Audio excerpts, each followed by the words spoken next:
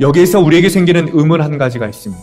그렇다면 천국을 사는 것이 어떻게 사는 것이냐는 것이죠. 굉장히 중요한 문제입니다. 본문 49절을 보면 예수님께서 이렇게 말씀하셨어요. 세상 끝에 천사들이 와서 의인 중에 악인을 걸러낼 것이다. 이 세상에서 천국을 살지 못하는 사람들을 걸러내시겠다는 거예요. 오늘 교회력 본문 중에 하나는 열왕기상 3장 1절부터 12절까지 말씀입니다. 너무나도 유명한 말씀입니다. 성전을 건축한 솔로몬에게 하나님께서 꿈에 찾아와 주십니다. 그러자 솔로몬이 백성들을 재판하여 선악을 분별하는 지혜, 즉 오직 백성의 송사를 듣고 분별하게 하는 지혜를 구했습니다. 그러자 하나님께서 그런 솔로몬의 마음을 굉장히 기뻐 받으셨어요. 너무 기쁘신 나머지 솔로몬이 구하지 않았던 부귀와 영광도 주셨어요. 사랑하는 성도님들, 솔로몬이 복된 사람입니까? 솔로몬은 지혜와 부귀와 영화를 모두 얻은 사람이에요. 그러나 그를 성경에서 복된 사람이라고 말하지 않습니다. 오히려 성경은 솔로몬의 마지막을 하나님을 멀리하고 우상 숭배를 한 덕에 이스라엘을 파멸의 길로 걷게 한 실패한 인생으로 말합니다. 분명 솔로몬은 이스라엘 역사상 가장 지혜롭고 큰 부귀와 영화를 누렸지만 그것은 참된 복이 아니야 라고 성경에서 말하고 있는 겁니다. 솔로몬의 이야기를 통해 하나님께서 하시고 싶은 이야기는 부귀 영화, 그것은 더더욱 아닐 뿐더러 지혜도 아닙니다. 그렇다면 주님께서 하시고 싶은 말씀이 무엇입니까? 그 해답은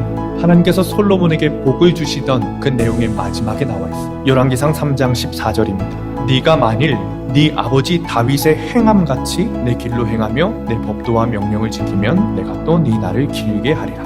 이 솔로몬이 망하게 된 것은 부귀와 영화가 없어서 망하게 된 것이 아닙니다. 지혜가 없어서 솔로몬이 망한 것이 아닙니다. 아버지 다윗이 행함같이 하지 않았기 때문에 망한 것이. 하나님께서 보실 때 다윗의 행함은 하나님을 향한 사랑이었어요. 분명합니다. 그 순간 지혜를 구했던 솔로몬으로 인해 하나님께서는 분명히 기뻐하셨어요. 결국에 하나님께서 원하신 것은 하나님을 향한 사랑이었어요. 그러나 여전히 우리는 그렇게 하지 못하고 살고 있는 거예요. 그것은 하나님의 나라가 존재하지 않아서도 아니고 은혜가 없어서도 아닙니다. 하나님 나라에 관심이 없기 때문에, 하나님을 사랑하지 않기 때문이죠. 어떤 이들은 하나님을 사랑하는 것을 눈물 흘리며 기도하는 것의 수준으로 생각합니다. 무지에서 오는 오해입니다. 오히려 인간은 하나님을 사랑한다는 것이 무엇인지 잘 모른다고 고백하는 것이 옳습니다. 우리는 하나님을 사랑하는 것이 무엇인지 모르지만 그것을 넘어서서 하나님만 사랑할 능력조차 없는 사람입니다.